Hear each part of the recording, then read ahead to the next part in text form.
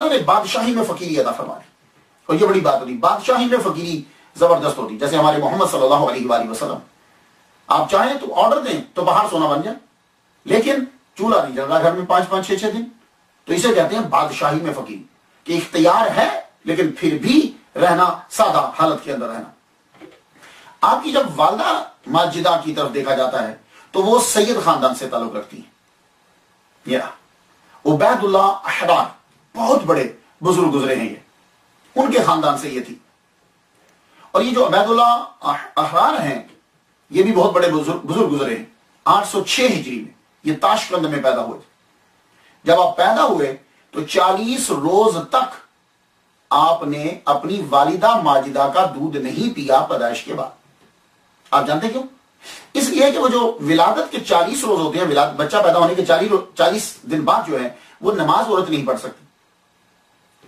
میری بات سمجھیں؟ تو نماز کے لیے طہارت ضروری ہوتی ہے، تو 40 دن تک وہ نماز نہیں پڑھ سکتی. تو جب تک نماز نہیں پڑھ سکتی تھی، اتنے بڑے بزرگ ہیں عبید اللہ احرار رحمۃ اللہ علیہ، کہ آپ نے اتنے دن تک اپنی والدہ ماجدہ کا دودھ نہیں پیا. اللہ اکبر جل شان. اور جب والدہ ماجدہ نے غسل طہارت فرمایا، اس کے بعد جو ہے وہ والدہ ماجدہ کا دودھ پینا شروع کر دیا. عبید اللہ احرار جو ہیں آپ کے دادا حضرت شہاب الدین وقت کے قطب تھے. آخری وقت میں آپ نے اپنے پوتوں کو بلایا، عبید اللہ احرار کم سن تھے. جب یہ آئے تو آپ کھڑے ہو گئے، قریب بٹھا دیا. اللہ اکبر جل شان. اور فرمایا کہ مجھے حضور صلی اللہ علیہ وآلہ وسلم نے بشارت دی ہے کہ یہ پیر عالم ہوگا. آپ نے تعلیم حاصل کی، اس کے بعد آپ نے تجارت شروع کر دی. تعلیم جتنی اس دور کے اندر جو مروجہ تعلیم ہوتی تھی، جب تعلیم کا نام لیا جاتا ہے، آج کل تو فرق ہے نا، کہ یہ جناب یہ سائنس کی تعلیم ہے، یہ ریاضی کی ہے، یہ تعلیم جو ہے یہ مولویوں کی ہے، فرق ہے. تب مدرسہ ہی ہوتا تھا، پڑھنے کے لیے لوگ جاتے تھے، اس کے اندر ساری چیزیں پڑھائی جاتی تھی. اب جیسا بچہ ہوتا تھا ویسا وہ علم حاصل کر لیتا تھا. تو اس لیے پرانے مسلمانوں کی خاص کر کے ممالک کے اندر تو جب وہ پڑھنے جاتے تھے تو اس کے اندر قرآن حدیث یہی ہمارا نصاب تھا. دوسرے علوم بھی اس کے ماتحت جو ہے وہ پڑھائے جاتے. تو عبید اللہ احرار جب تعلیم حاصل کر لیا آپ نے، اس کے بعد تجارت شروع کر دی. تجارت شروع کی تو کسی نے حضرت یعقوب چرخی رحمۃ اللہ علیہ کا بتایا. یہ ان کے پاس گئے، کسی نے ذکر شیئر کی. وہاں جب پہنچے انہوں نے یوں دیکھا تو قریب بلا لیا. قریب بلا کر خواجہ بہاؤالدین نقشبند رحمۃ اللہ علیہ کا تذکرہ شروع کر دیا. کن کے آگے؟ عبید اللہ احرار رحمۃ اللہ علیہ کے آگے. تو جب ان کا تذکرہ شروع کیا تو کہنے لگے میں ان سے ملا ہوں. اللہ اکبر اللہ شاہ. میں ان سے ملا ہوں.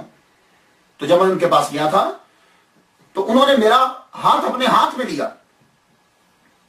اور میرے ہاتھ کو کہا تھا کہ یہ میرا ہاتھ ہے. یعنی یعقوب چرخی رحمۃ اللہ علیہ یہ کہہ رہے ہیں عبید اللہ احرار رحمۃ اللہ علیہ سے کہ خواجہ بہاؤالدین نقشبند رحمۃ اللہ علیہ نے میرا ہاتھ اپنے ہاتھ میں پکڑ کر فرمایا تھا کہ یہ تیرا جو ہاتھ ہے یہ اصل میں میرا ہاتھ ہے. اور اللہ نے ان کو اتنی طاقت عطا فرمائی کہ فرماتے ہیں کہ اگر میں کسی بادشاہ کی طرف خط لکھ دوں، ذرا دیکھ لیجیے آپ کہ جس ہاتھ کو حضرت بہاؤالدین نقشبند رحمۃ اللہ علیہ نے اپنا ہاتھ کہا، وہ کہہ رہے ہیں کہ اتنی طاقت عطا فرما دی کہ اگر میں کسی بادشاہ کو اپنے ہاتھ سے خط لکھ دوں تو وہ سلطنت ترک کر کے برہنہ سر و پا میرے آستانہ پہ حاضر ہو جائے. اتنی پاور ہے.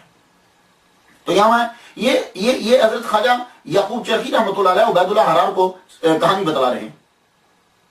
لیکن یہاں میں ایک نقطہ عرض کر جاؤں کہ خواجہ بہاؤالدین نقشبند رحمۃ اللہ علیہ نے ان کے ہاتھ کو اپنا ہاتھ قرار دیا تو اس ہاتھ کے اندر اتنی پاور آ گئی کہ اگر وہ اپنے ہاتھ کے ساتھ خط لکھیں اور بادشاہ اس خط کو پڑھ لے تو وہ بادشاہی چھوڑ دے اور فقیروں کے دروازے پہ آ جائے. سر پہ بھی کچھ نہ ہو، تاج بھی اتار دے اور جوتے بھی اتار دے. تو بس ایک جملہ کہنا چاہتا ہوں اور آپ اس جملے کو سمجھ جاؤ گے. آپ ذہین ہو جس کو بہاؤالدین نقشبند رحمۃ اللہ علیہ ہاتھ کو اپنا ہاتھ کہہ دے کہ یہ میرا ہاتھ ہے، اس میں تو اتنی پاور ہو، عثمان غنی کے ہاتھ کا عالم کیا ہوگا. بس یہ اشارہ دینا چاہتا تھا کہ پھر اس ہاتھ کا عالم جو ہے وہ کیا ہوگا.